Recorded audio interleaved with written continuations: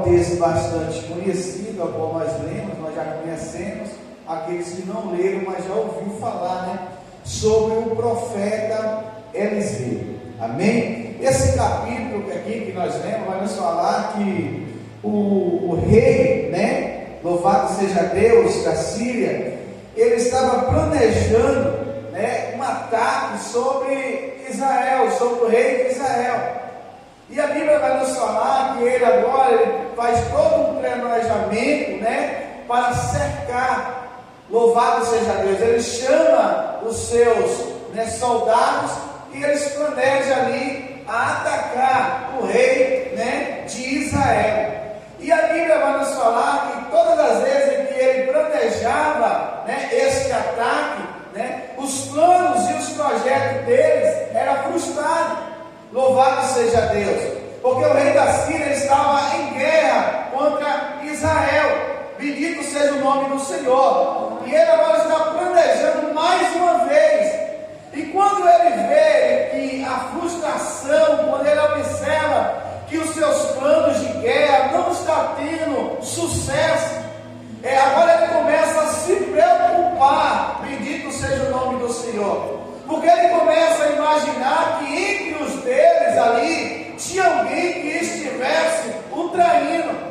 E ele começa a se preocupar. Imagino eu que muitos olhavam e poderiam imaginar: será que não é, né, Naamã? Porque já tinha sido curado, já tinha sido ido até Israel, já tinha reconhecido o Deus de Israel como o único Deus.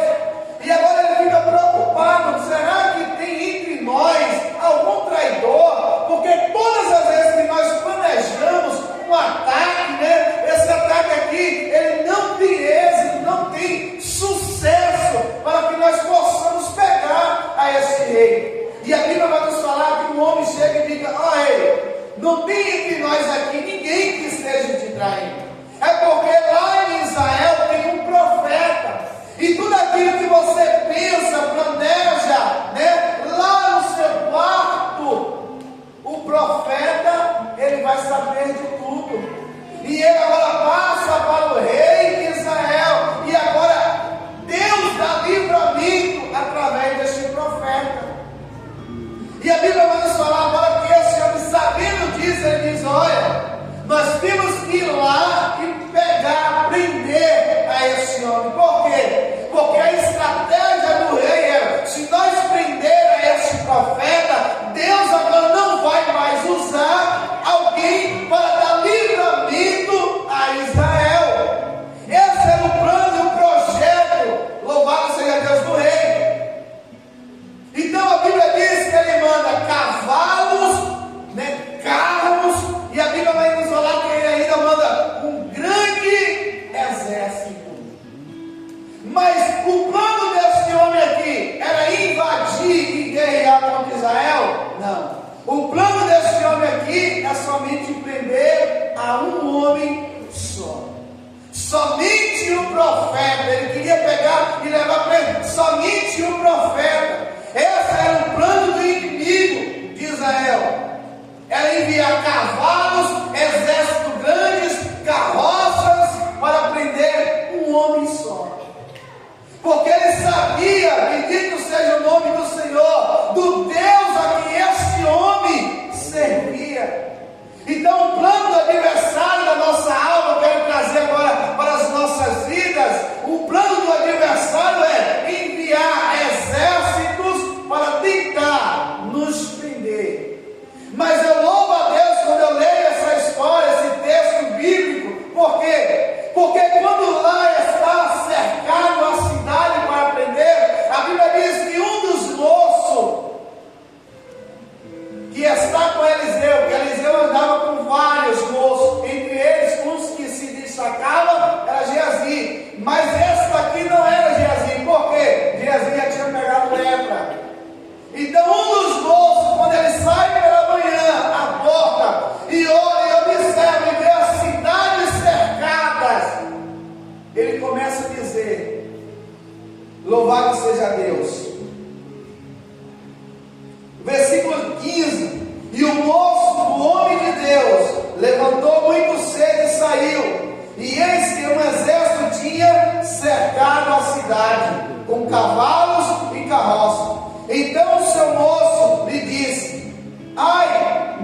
Senhor, que faremos? Observa aqui que agora esse moço vem dele o desespero, o medo.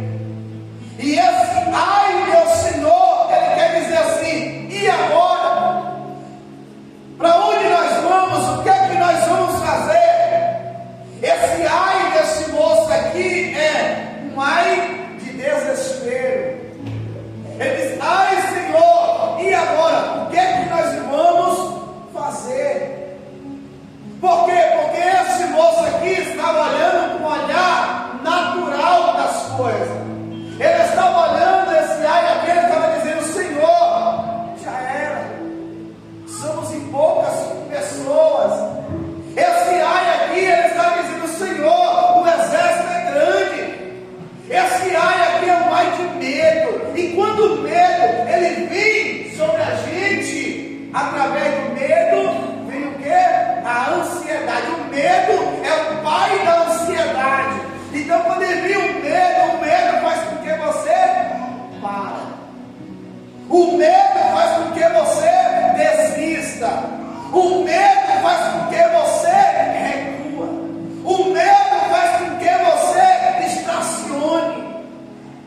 Então quando esse homem olha com um olhar natural das coisas, e ele observa, é claro, se fosse eu também, eu olhasse e dizia: meu Deus, tantos homens armados, prontos para guerrear, o que é que nós vamos fazer?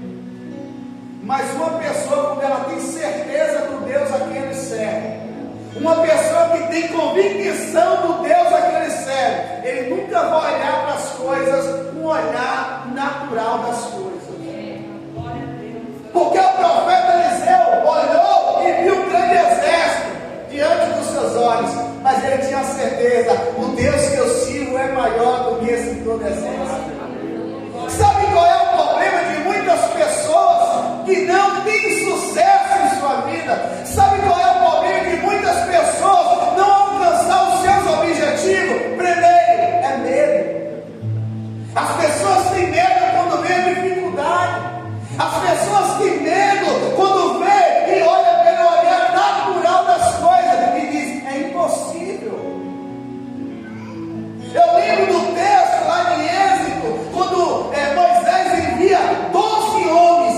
Moisés diz assim: ó, Deus que mandou Moisés envia 12 homens para espiar a terra de Canaã. E ele diz assim: Deus, ó, a terra que eu hei de dar aos filhos de Israel. Ou seja, Deus é uma palavra afirmativa, dizendo: eu vou dar aos filhos de Israel.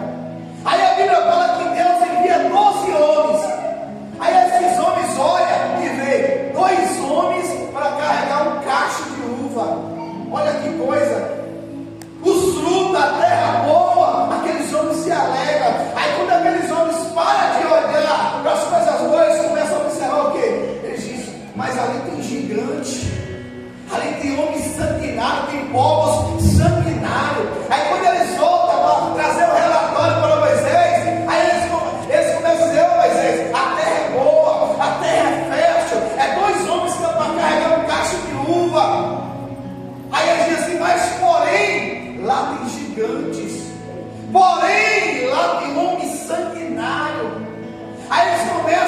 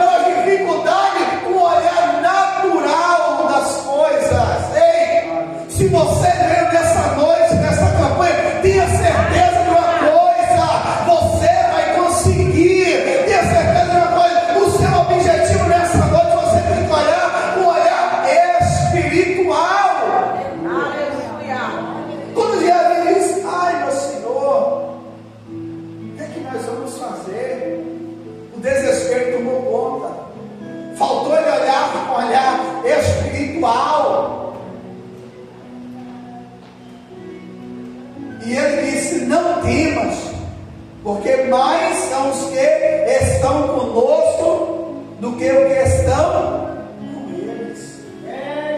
Olha a palavra em que o profeta fala para aquele jovem: não temas, não sinta medo, pavor. Ah, mas porque você não sabe o que está acontecendo? Deus é maior.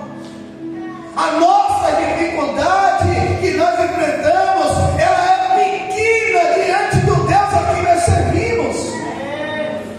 O problema é que tem pessoas que olham para o seu problema e dizem: o que é que eu vou fazer? Queridos, o Deus a quem nós servimos nessa noite olha para o teu problema e diz: meu problema maior do que você é o Deus a quem eu sirvo. Eu precisava vir pregar essa palavra nessa noite, porque essa palavra primeiro serve para mim. Porque quando nós pregamos, primeiro nós pregamos para nós mesmos, né? Eu costumo dizer que a nossa boca é mais próxima dos nossos ouvidos. Então quando eu prego, eu estou pregando primeiro para mim, eu estou ouvindo primeiro, né? Então essa palavra, eu precisava pregar essa palavra, porque eu preciso viver também essa palavra. É hipocrisia dizer que às vezes eu não senti medo, às vezes nós nos covardamos. Eu não estou aqui para ser hipócrita, eu estou dizendo para você que nós somos seres humanos. É natural sentir medo, é natural você sentir medo dentro de você, pois somos seres humanos. Mas olha nessa noite com o olhar da fé. Olha nessa noite com o olhar sobrenatural de Deus sobre a sua vida. E você vai ver que os seus problemas diante de você é pequeno diante do Deus a quem você serve. Observe que quando nós olhamos para os nossos problemas e bate o desespero, o primeiro sintoma é estacionar, parar. Quantas pessoas estão paradas, estão estacionadas, estão desistindo da fé? Por quê? Porque não está conseguindo olhar com um olhar sobrenatural. Porque não está conseguindo ver as coisas sobrenaturais. Eu louvo a Deus que Deus sempre envia alguém ao nosso lado para dizer: olha o sobrenatural de Deus. E quando o profeta faz essa oração dizendo: Senhor, abre os olhos dele para que ele possa enxergar. E quando aquele jovem olha, louvado seja Deus, ele vê um grande exército, cavalo, carruagem de fogo. Bendito seja o nome do Senhor. E agora aquele jovem pode entender que realmente Deus estava dando livramentos para eles. Aquele jovem poderia entender que realmente o Deus a quem ele servia verdadeiramente era um Deus que cuida dos seus. Eu costumo dizer: nós não somos um povo que andamos só. É verdade. Nós não somos um povo que não tem dono, não. Nós somos um povo que temos dono, e esse dono cuida, zela das nossas vidas. Aleluia, Jesus. Nós não somos um povo que andamos só. O nosso dono é o Senhor Jesus. Aleluia. O nosso Deus Todo-Poderoso. Então a Bíblia diz que ele olha, vê pelas nossas vidas. Então tudo que nós passamos de dificuldade nessa terra, nosso Deus ele está observando. O nosso Deus ele está contemplando. Basta somente você olhar com o olhar sobrenatural das coisas. Porque nós temos um Deus tão grande, nós temos um Deus tão poderoso, que nós, como seres humanos, às vezes faltamos fé, às vezes falta acreditar mais em Deus, e bate o desespero dentro de nós. Mas Deus, nessa noite, Ele fala comigo, Ele fala contigo. Não é tempo de temer, não é tempo de olhar para as coisas com um olhar natural, mas é tempo de nós se levantar a nossa cabeça e dizer: Deus é maior. Deus, Ele é maior sobre as nossas vidas. Não é tempo de nós recuar,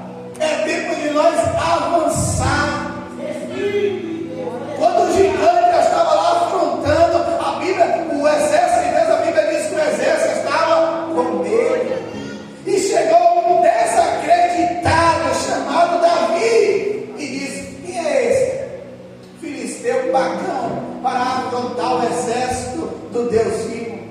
Ele não aceitava as afrontas do inimigo, porque ele sabia o Deus a quem ele servia.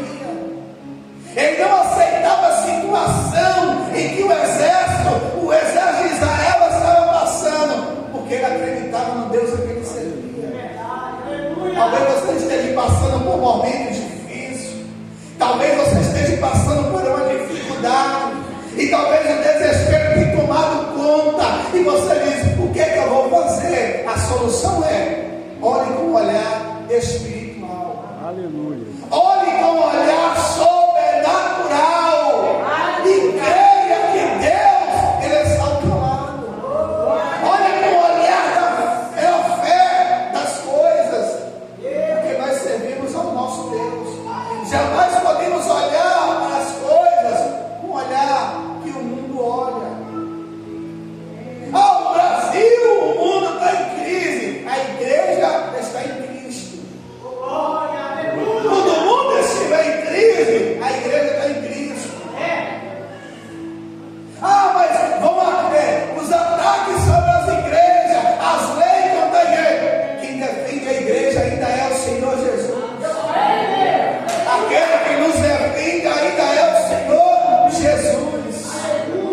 Quando Paulo estava indo de encontro para assolar a igreja, ele teve um encontro com o próprio Jesus. Porque tu me persegue, mas eu não persigo ao Senhor, não persegue. Quando tu persegues a esses, persegues a mim. Então nós não podemos sentir medo, temer com as provas, com as lutas, com a dificuldade, com os ataques espirituais, não. Nós temos que confiar no Deus a quem nós servimos. Nós temos que acreditar no Deus a quem nós servimos e ter fé no sobrenatural de Deus as coisas, e ter fé que você vai conseguir, que você vai alcançar os seus objetivos,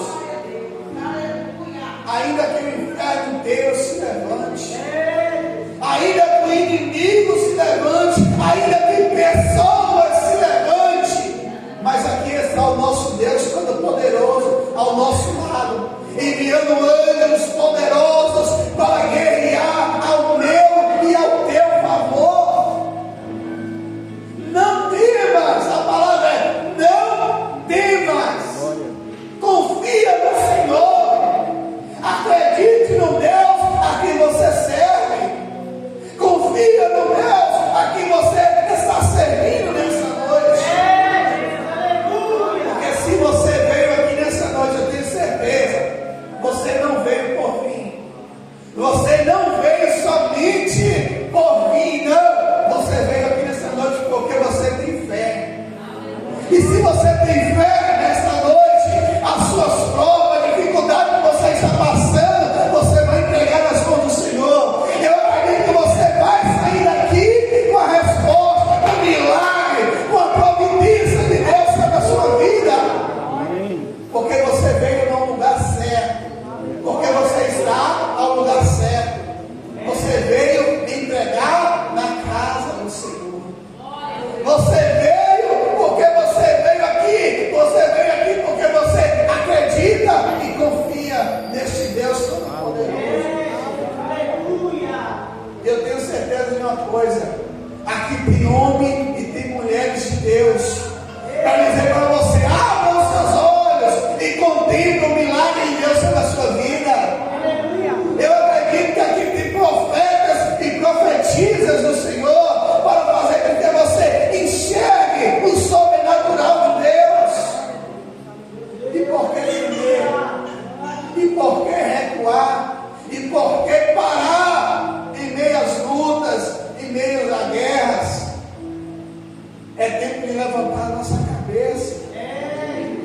É tempo de nós olhar e contemplar aquilo que Deus está fazendo e vai fazer sobre as nossas vidas. Não é tempo de desacreditar nos milagres, nos projetos de Deus sobre as nossas vidas. É tempo de avançar. É tempo de olhar e ver o sobrenatural de Deus.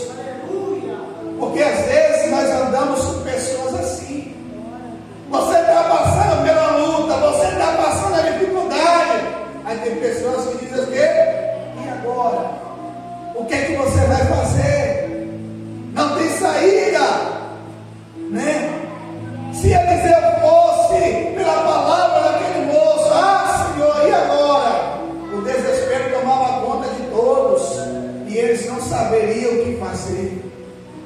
mas ali tinha um profeta do Senhor, que através dele Deus dava livramento ao rei, que através dele Deus dava livramento àquelas pessoas de Israel. E é através de nós que servimos ao Senhor que Deus tem dado livramento à nossa casa, que Deus tem dado livramento à nossa família. É através das nossas vidas. Então por isso temos que continuar olhando um olhar sobrenatural. O mundo está dizendo não tem jeito. Nós temos que olhar e dizer: o Deus que eu sirvo faz ter jeito. O mundo está dizendo já era, acabou. Você tem que olhar com um olhar diferente, porque nós não olhamos com um olhar natural. O mundo está dizendo, pessoas apontando e dizendo: aí já era, não tem mais jeito. Você tem que olhar com um olhar diferente. Você não pode olhar com um olhar que as pessoas que não têm visão espiritual vê, porque isso ali acaba te ofendendo. Isso te acaba e você desacreditando do sobrenatural de Deus sobre a sua vida. Porque tem pessoas negativas que olham somente o lado ruim das coisas. Existem pessoas que só olham as dificuldades, os problemas. Você fala: vamos lá na igreja? Não, não, porque tem isso, porque tem aquilo, porque é assim, porque é assado. Só olha para as coisas negativas, mas nunca olha para as coisas positivas das coisas.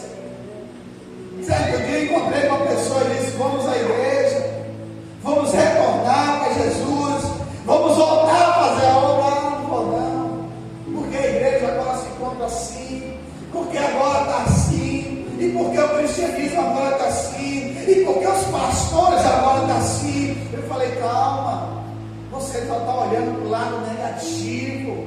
Olha para as coisas positivas. Olha o que Deus tem feito na terra. Olha o que Deus tem feito na minha vida. Olha o que Deus tem feito sobre a sua vida. Porque tem pessoas assim que só olham o lado negativo das pessoas, não olham o positivo, não olham o sobrenatural que Deus tem feito sobre as nossas vidas, os livramentos, as oportunidades que Deus tem feito sobre as nossas vidas.